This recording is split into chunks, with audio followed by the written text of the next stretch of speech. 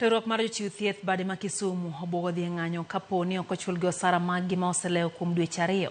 Jochiw thieth go bende ywak ni okumba manyien mar thieth ma omigi onge kod teko moromo resogi e kinde ma koro gimanyo thieth.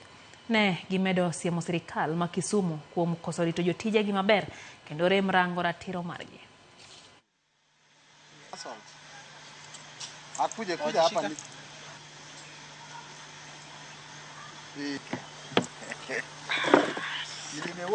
counties mamoko sechudo to Kisumu odagi chulo ji. Wabro chulo uto ndale madhi. Ochopo kama koro wachiwo juma achiel.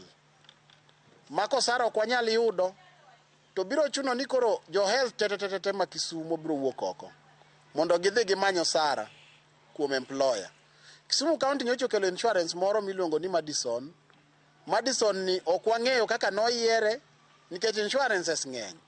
To kata one union leaders, representatives mag members, ne ok oketwa piny, be ok omiwa option, ok omi kata members option ni to yiere ma mondo wane ni to dong insurance moro wacho ni an achiwo ma to moro chiwo ma to koro yiero the best. Ok mane kaka idwar. The county government obed piny kodwa as representatives mag jo health mondo wa discuss mondo wa yier a suitable insurance ma the best ma bro offer best services ne jowa te. Onge gima lit ka in ithiedho ng'ato tito ok nya thiedhi nikech ionge pesa. Koro nyaka iti gi pesa kendo chak mondo kiyud thieth.